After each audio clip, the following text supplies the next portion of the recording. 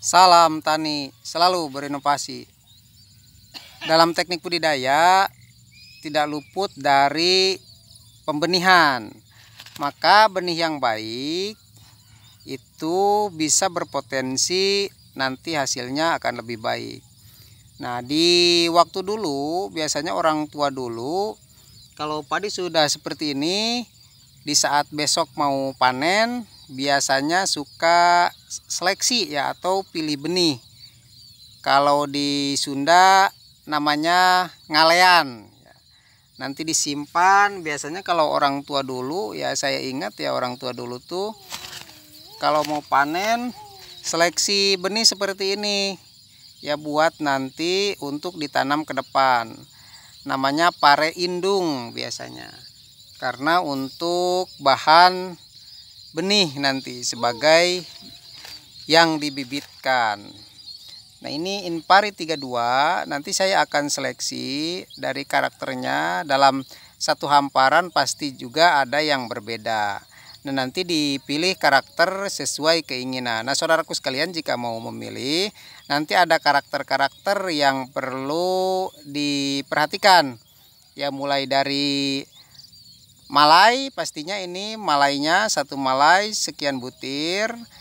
Nah, pastinya saudaraku sekalian akan memilih butir yang lebih banyak dalam satu malai. Terus yang kedua, dia tidak terkena baik hama ataupun penyakit.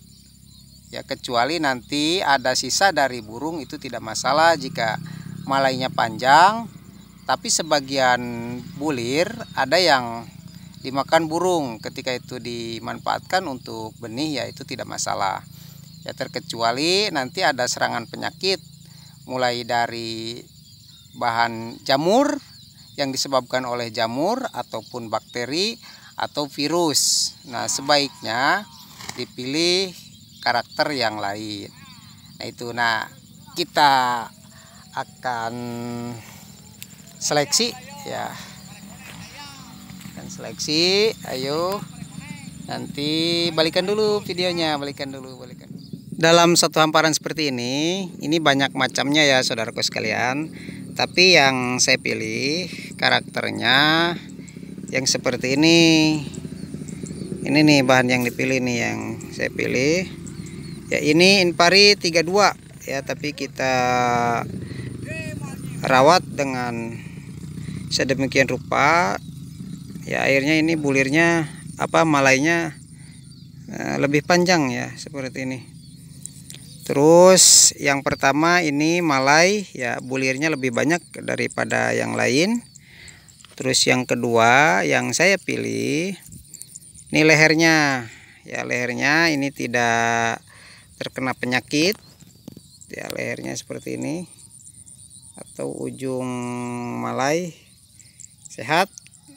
Ya, terus di samping itu ukuran ya, ini lebih besar daripada yang lain. Ada sedikit dalam satu rumpun nih, saudaraku sekalian. Ya, dalam satu rumpun itu terkadang tidak semua ya yang punya karakter yang sama, karena dia anakannya juga tidak berbarengan. Ya, seperti ini agak kecil ya, lehernya agak kecil. Coba kita lihat, ini agak kecil lehernya, tidak saya ambil ya.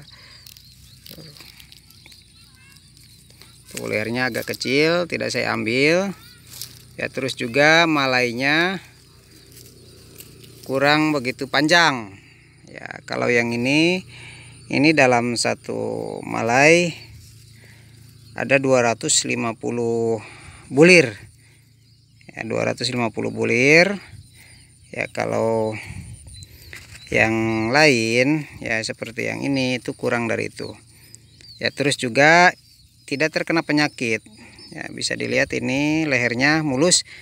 Nah, di sebelahnya meskipun dalam satu rumpun itu ada terkena patah leher ya, seperti ini. Nah, justru jika di sampingnya seperti ini ya, ini yang terkena patah leher, yang ini tidak kena.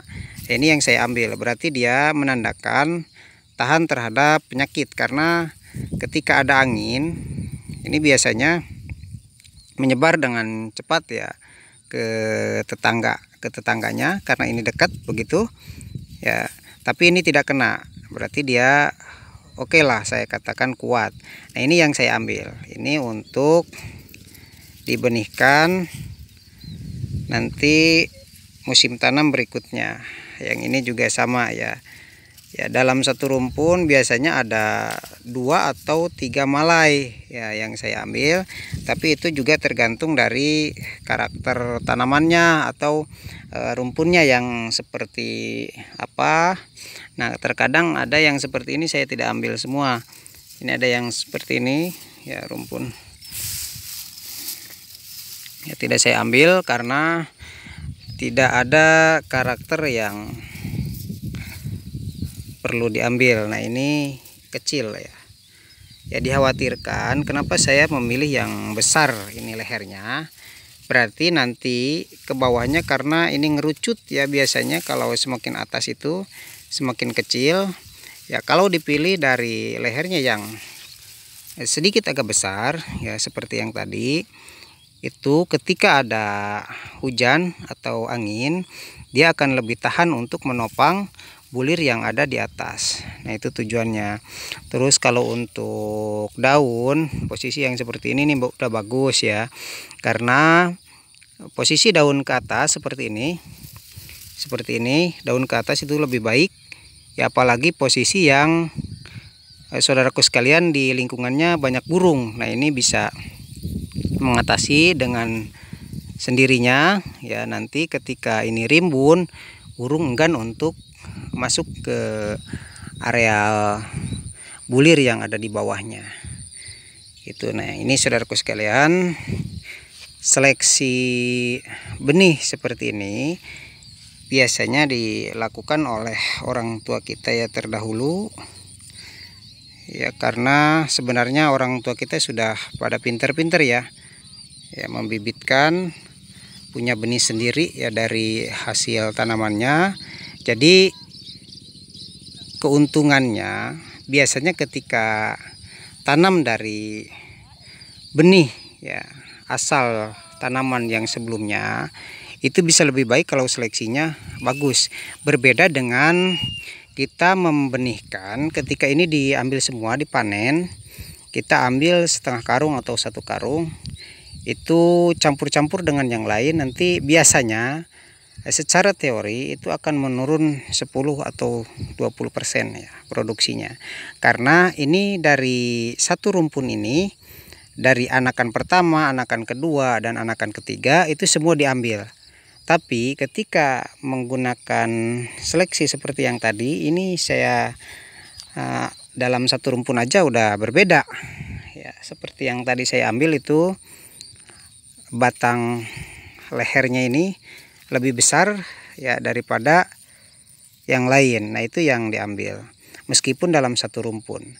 Kalau diambil semua itu berarti ada yang kecil, ada yang besar, terus malainya juga ada yang panjang, ada yang pendek, itu kena semua ya. Nanti itu tidak akan memperbaiki kualitas atau produksi panen berikutnya ya. Ini seleksi benih ini diharapkan untuk memperbaiki kualitas yang sebelumnya. Itu saudaraku sekalian. Nah ini hal sederhana sebenarnya, tapi yang kita lupakan terkadang malas juga ya untuk seleksi benih seperti itu. Ya kalau misalkan oke Kang, tanahnya kalau sedikit bisa, tapi kalau banyak bagaimana? Ya jangan sekaligus lah kalau banyak, terus juga ya orangnya ya 1 atau 2 orang bisa kan gitu, seperti itu. Sebenarnya tidak ada alasan untuk kita bisa maju ya saudaraku sekalian, seperti itu ya. Seperti ini juga 5 kilo juga nanti jadi banyak kan, seperti itu ya. Nanti bisa dikembangkan terus menerus ya. Kalau hasilnya rata bagus ya, petani kita juga yang untung ya, para petani.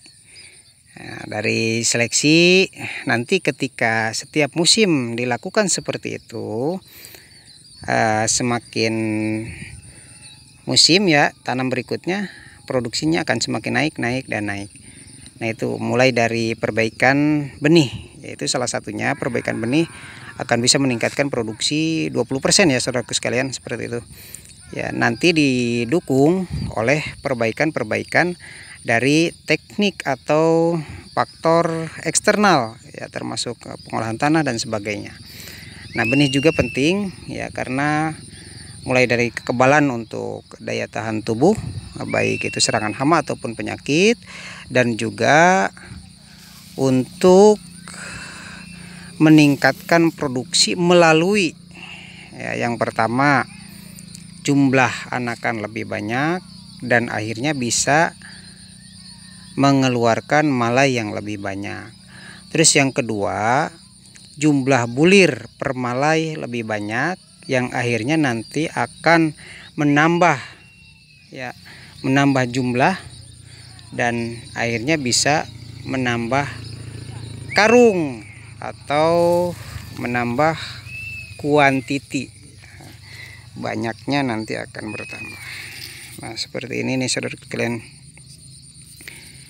Terus ada juga dari, nah seperti ini, dari beberapa batang leher yang besar juga seperti ini, tapi dia terkena penyakit patah leher ya, penyakit ini busuk lehernya ya, tidak diambil ya, karena nanti dikhawatirkan ke depan juga dia bisa rentan terkena penyakit yang sama.